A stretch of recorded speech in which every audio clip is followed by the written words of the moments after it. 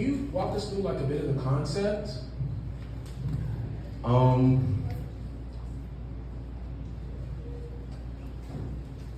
How I like to describe it, and I don't know if this was easy as it was supposed to come across, but think of Whiplash, but for filmmaking. I can definitely see that in the toxicity of the director. Also, was that was the same like inspiration for the director character? Yes, it was a challenge to try not to rip off too much, but the inspiration heavily came from Whiplash. Thank you. I think I've seen the main character. Yeah. I'm ready to come up. Also, any other members of the party team, please come up to the stage.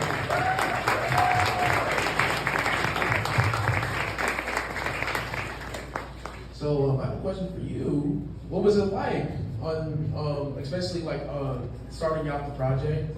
How was it being like the focal point of it and making sure that you read the script and it was? Okay. Hi everybody. I'm Jaden. I'm starring as Carter. I'm Carter. I don't know. Honestly, I'm nervous. It's a lot of people. So. We all cool here. We all fans. It was We're in the clear. It was really funny. That's all I can say. I remember, I guess for some background, I met these guys when I just walked into an Aggie filmmakers meeting. They were talking about centers, and I dipped out before I started talking about centers before I said. So, and I had caught like the last half of Striking, and it really hit me like, wow, this is really good. And we didn't have enough Aggies in the film festival. No shade to y'all. I love you with CG. But we all wanted more Aggies in it, and I'm really glad I got y'all. Especially like, I'm not trying though, for real. But I know you were talking about like some of the difficulties you guys had filming it, especially going between like Northern Roots, the coffee shop, shout out Northern Roots coffee shop downtown, and like especially on location. So can you walk us through like the challenges you guys had? Yes, there were a lot of technical difficulties that we had to work around, especially with the sound in the coffee shop. And we also had to come up with a creative way to get from the coffee shop to the studio, which I think we did all right. I just am glad that my crew was very adaptable and solution oriented, because during production, literally one slight fuck up will ruin your whole day. And I'm glad that I and they foremost were just like, okay, I don't give a fuck. What is the problem? What is the problem? What's the solution? And how can we fix this as fast as possible? Word. Can we apply that?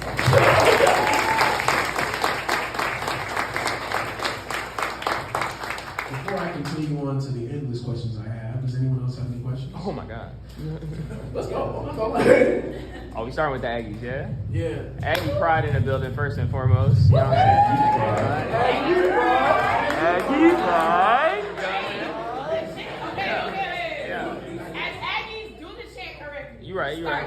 Can I get a Aggie pride? Aggie pride. Yeah. No supposed to not Aggies did that.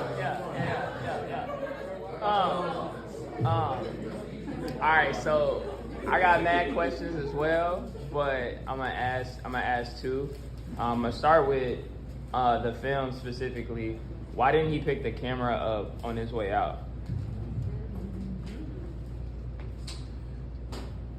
You just gotta dip sometimes. Well, yeah, no, I mean, and I asked because like the focus went back to the camera on his way out, and I was curious if there was like a reason for that. Oh, you got a perspective on that? I was gonna say I think it's like trying to allude to like towards the end of the film, how I look directly into the camera and stuff. I don't know, just kind of like foreshadowing. So in a sense. Okay. Second question. First of all, I didn't know you was in Aggie Filmmakers. I've seen you around camp a lot. Kari, more specifically. I have not seen you yet. Jaden is your name? But Kari, as far as working with some other people on your team that may be able to take care of some of those technical difficulties, you should come tap in with us over at the Blank Network. We can definitely get your sound and all that other stuff together, so we should connect after this. But That's what we call networking, huh? Yeah.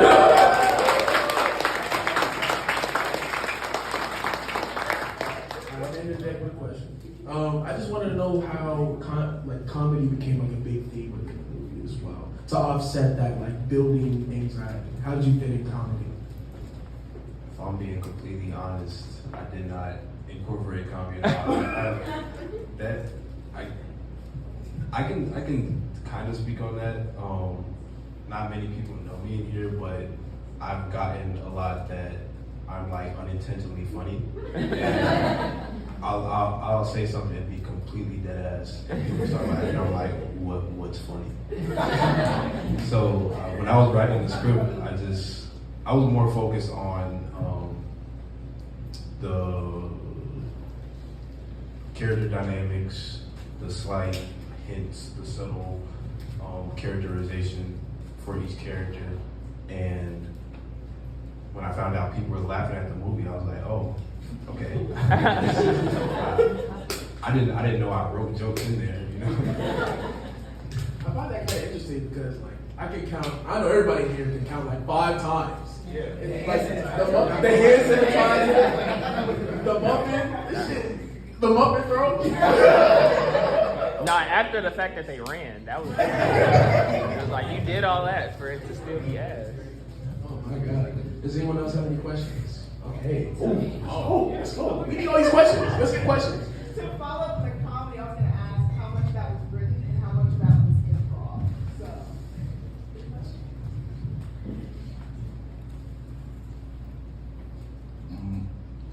Most of it was written. Him leaving the book bag in the coffee shop was improv.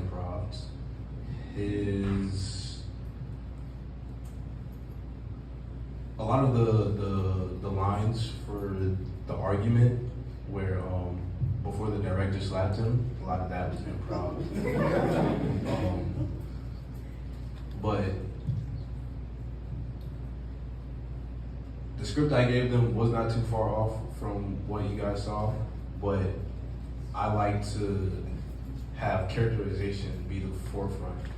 The lines, sure, whatever, but I just gave them the vibe and the impact that the lines are supposed to have. And if they went off script a little bit, but it still matched, I said, okay. His, when he said, when he looked back, he was like, I'll get back to you. That was improv.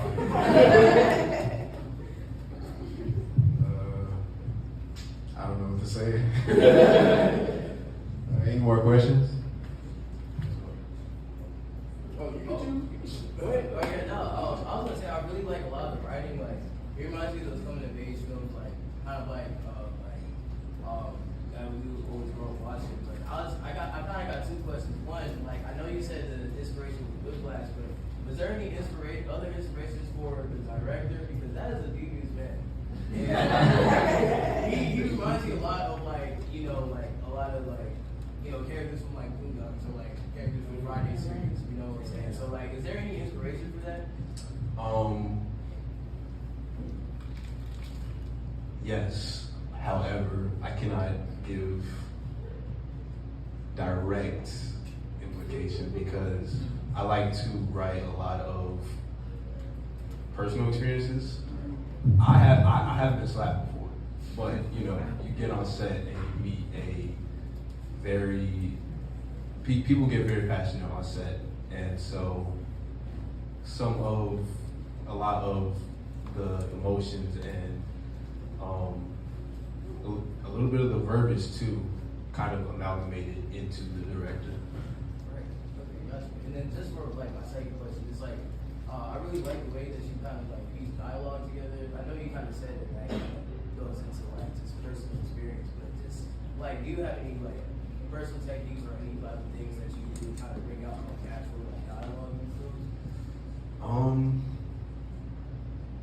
I like to sound it out in my head, which is trivial, but I am very observant, and so I like to not only pride myself on making dialogue sound natural, but I don't think it's much of a challenge because when you really like listen into the conversations that people have, it's like, what are we talking about? It's like, all right, what do you? Yeah. So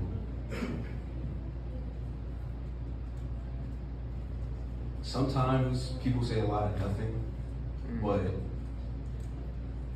even if they say a lot of nothing, every bit of line, every word has intentionality, and that's what I try to incorporate. Even if it might sound like nothing, it might be nothing in the moment, it might come up later though.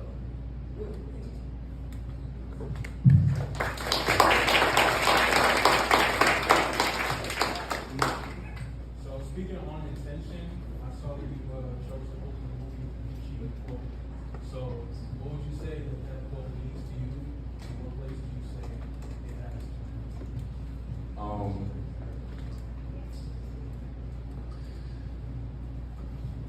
I would say that a lot of the media I consume, I tend to gravitate towards and really enjoy a lot of morally complex characters. Even though we followed him throughout the movie, I feel like his actions were pretty devious. Like he stole from the coffee house and he took somebody's job, Right. but he got on set and he stayed there for a reason. So that quote means a lot to me because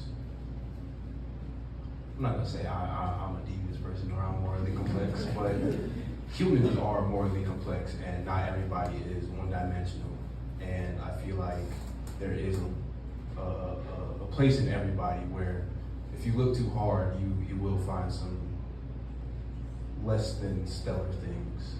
And that's what I try to incorporate as much into his character as possible. I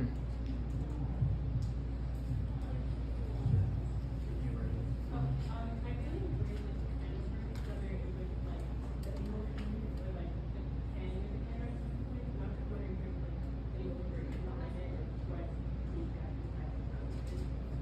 You said any what behind it? Inspiration.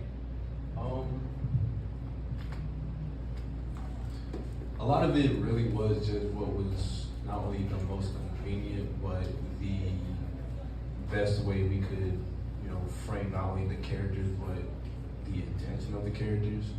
A little detail I'll point out is when the director is talking to the actress, when we are looking at the actress, the camera is angled down more and it was on the tripod so it was steady, but when we're looking up at the director, it's low angle and it's very shaky, like handheld, and that just speaks on where each person is in their life. So of course she's gonna be like scared, dude's yelling at her, but he is intimidating looking down at her. So that's why that happened. So a lot of the shots were really just what made sense for the scene and how can we effectively storytell through the lens. I'm sure we've all seen a lot of stuff that's been shot downtown in Greensboro. I did a lot in Greensboro. I think this might be the first time that I've seen downtown Greensboro, especially when he's sprinting from Northern Roots to the studio. It's the first time I've seen it shot as cool tone as he shot it. It's almost always really, really warm because there's so much gray now that's just acting with people. Was there like a specific motivation for you to shoot it that cool, or is that just kind of how it shook out? Yes to both. It kind of just happened in post-production, which I wasn't mad at, but the lighting when we actually filmed it was more cool tone, and I thought that just matched to where it's just like, it might be like a very somber or a very chill day for him, and it turned into something crazy. So the calmness of it, the not seriousness of it, but just the intentionality with color theory or whatever. I feel like that is a little juxtaposition with how the rest of the film turned out. I have a question. Especially on the sound, like how intentional the sound was as well. Was it like a intentional choice to use it as like a diverting way? Like especially that, I mean, not to say slapping someone is, well, it is inherently violent, but to like, but to like abate that by using a simple crack. Can you tell me about like the intentionality of the sound?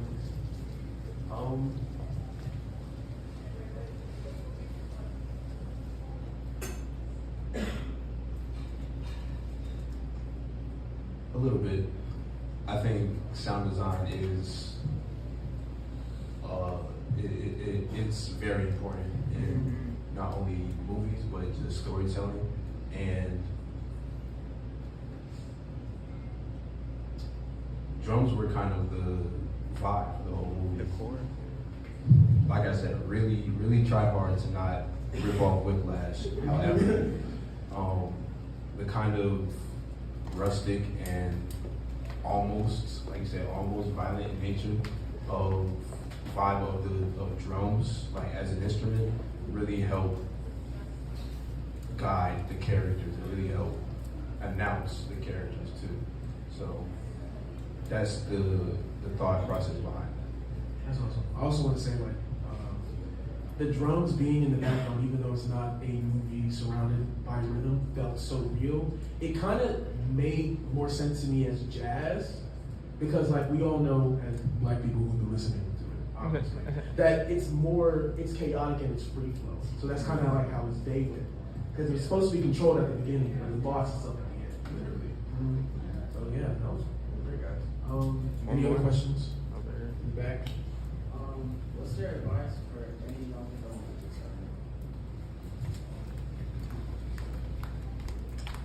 Be yourself and don't let anybody not just strike you down, but try and make it seem like that they're either in a farther place than you or a better place than you, because even if they are, you can still make some shit that's better than what they could make.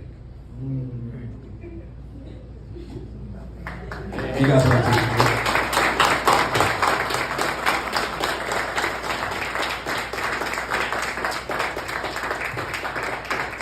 Were there any other questions? wait, hold on. My brother got something too. Oh, go ahead.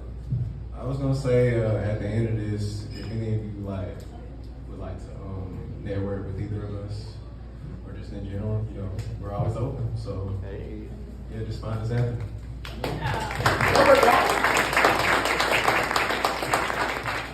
What are your future projects that you have? I'm asking everybody. No, really, thank you for that. I literally started writing the next one, like right after this screen. I really hope to get that done next semester. I also really hope to have the same resources and crew that I did. More. So if I don't, I still will probably make a way to make it happen.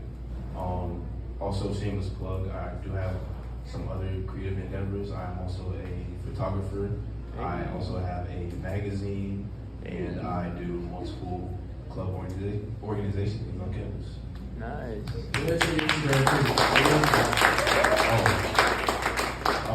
My Instagram is esoteric with a KH at the end. Replace the C with a KH. Esoteric. Yours too? Yeah, go ahead. My Instagram is Jaden, JAYDENTM _. What I got next? Honestly, I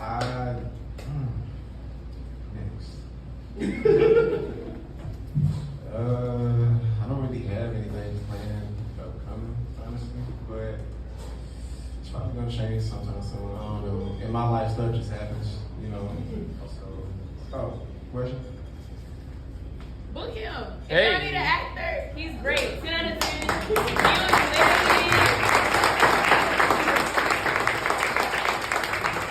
on our project. Like, he's so willing and like dedicated to just doing shit, period. Like, we just had like a class project and he was there for every single set, like every shooting, even like like when everybody else fell through, like him and like two other people were still there like the entire time. So he's definitely one person. Like if you need a dedicated actor in y'all films, that work. And if you need a dedicated producer, that work. Yeah. Give it up.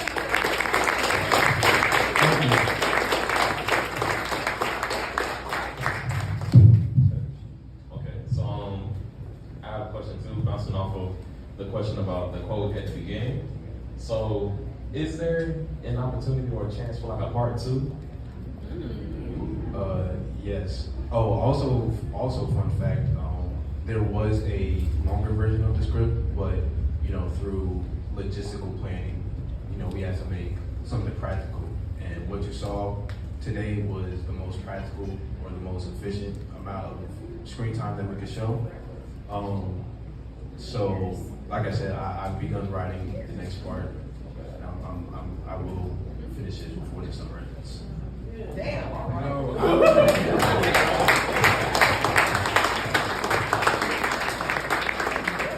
Something told me somebody was gonna ask about part 2. I don't know what it was. I can feel it, Word. I mean, y'all set it up perfectly for a part 2. I'm just, You did. I'm excited now. Y'all. All right, did you have any more questions? All right, thank y'all. Thank you.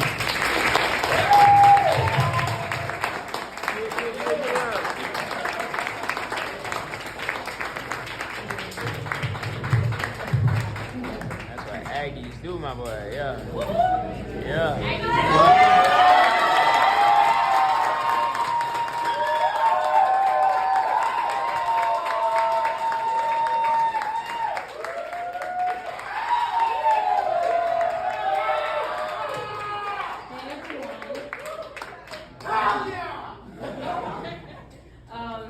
I need to read off my phone because I'm going to yap a lot if I don't. So for my senior thesis film at UNC Greensboro, I created a romantic comedy called Rose's Dilemma, a film that means the world to me. Growing up, romantic comedies and coming-of-age films were my favorite comfort movies. Yet, I couldn't help but notice the lack of diversity in these beloved genres. Rose's Dilemma is my heartfelt response to that gap, a way to honor the little girl in me who longed to see someone who looked like me represented with depth and affection as a main character. We had a lot of people that worked on this film, from extras to cast, main cast, and crew. So if you worked on it, stand up, because it's like a lot of y'all in here.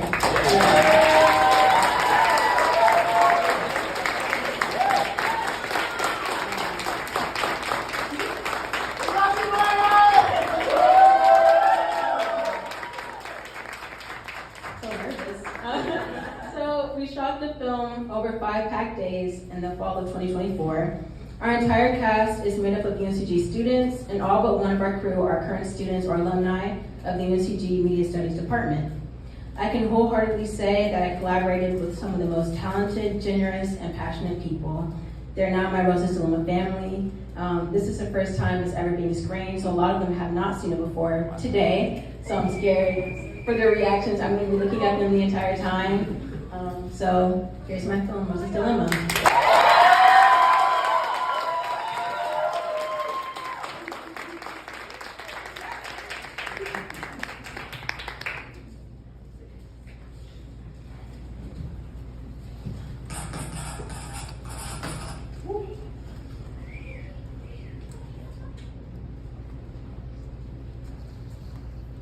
October 11th, 2024.